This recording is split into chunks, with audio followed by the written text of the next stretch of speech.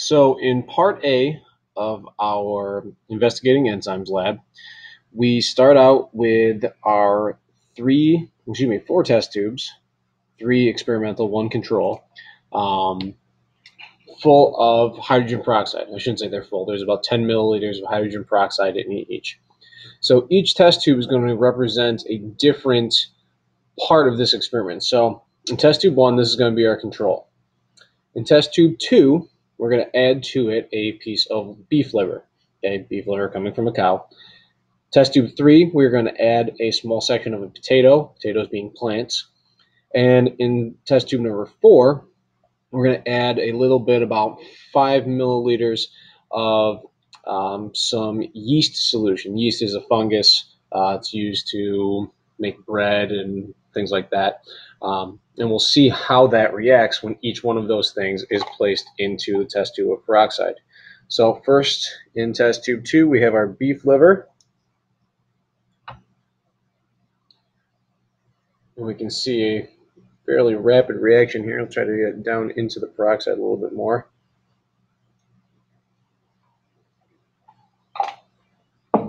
Okay, so we can see that's reacting, continuing to react a little bit. In test tube 3, drop our piece of potato in. Potato doing anything, nothing too fancy, but we can see if we look really closely, this is bubbling right here. And we're starting to see some foam up towards the top. And the potato itself begins to rise because of the breakdown of the peroxide. And lastly, we have some of our yeast solution. Hopefully, we'll have some of the actual yeast in here. And we'll put our yeast solution into test tube number 4.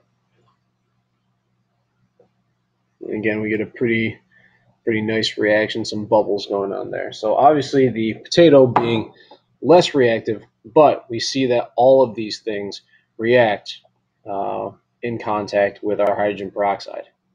In part C of our enzyme lab, we're going to take a look. Again, we have 4 test tubes set up. We have one that's going to be a control and our 3 experimental test tubes. Each test tube is going to be treated, well, each experimental test tube will be treated with a different enzyme. So in test tube number 2, we have our hydrogen peroxide, and we are going to add our liver again, which contains the enzyme catalase. Get that, oops, I can get it off of the forceps here, down in there. And we see pretty rapidly that there is a positive reaction to the catalase and the hydrogen peroxide, so the peroxide breaking down into water and oxygen. In test tube 3, we are going to put a lactate pill, and the lactate pill contains the enzyme lactase. It is designed to break down milk sugar, which is lactose. So we're going to drop that in. Now you may see something going on where the pill itself is dissolving, but the actual peroxide, oops, we got to get that down all the way. The actual peroxide is not being broken down. As you can see, it would be bubbling like the others would. You can see that there are some bubbles forming right here at the bottom, but all that is the actual pill breaking down. You don't see any of the peroxide itself breaking down. In our 4th test tube, we're going to put another enzyme, which is known as protease. Now, protease is an enzyme that breaks down proteins and is found in meat tenderizer. So this is a powder, so we're going to take some and just dump it in the bottom there.